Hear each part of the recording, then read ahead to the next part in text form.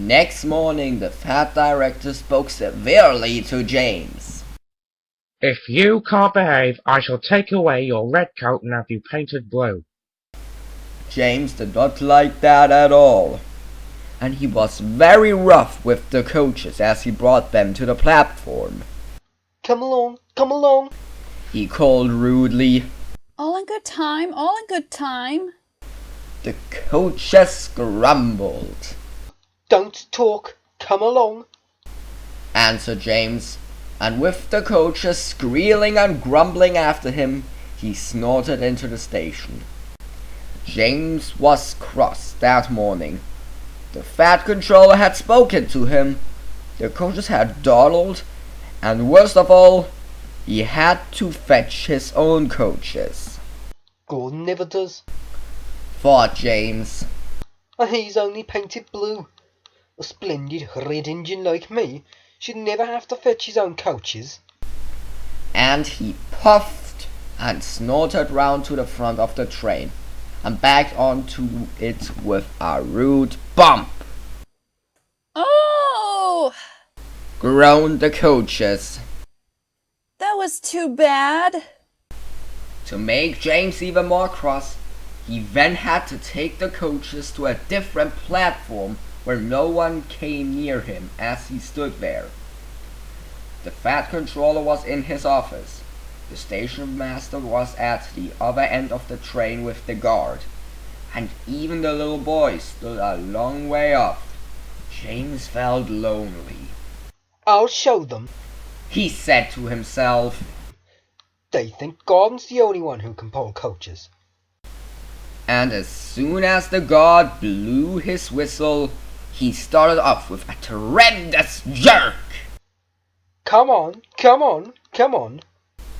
He puffed, and the coaches, squeaking and groaning to protest, clattered over the points onto the open line. Hurry, hurry, hurry. Puffed James.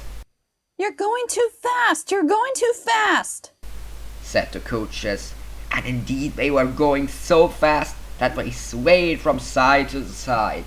James laughed and tried to go faster, but the coaches wouldn't let him. We're going to stop. We're going to stop. We're going to stop, they said, and James found himself going slower and slower. What's the matter? James asked his driver.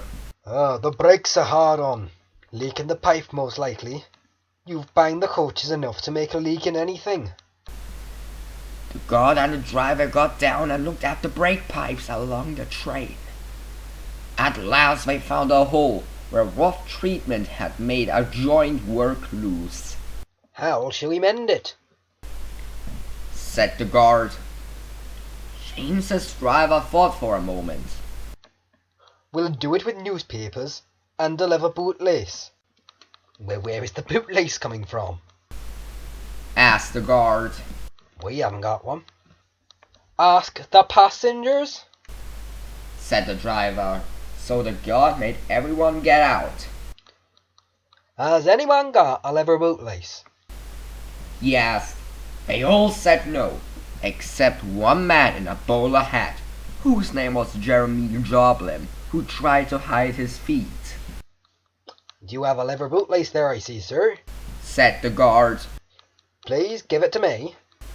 Are you wrong? said Jeremy Joblin.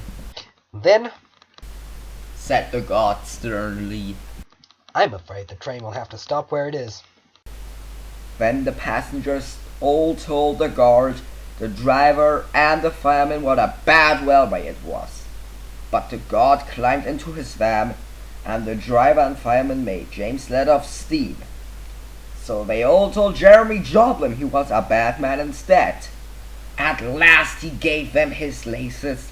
The driver tied a pad of newspaper tightly around the hole, and James was able to pull the train. But he was a sadder and wiser James, and took care never to bump coaches again.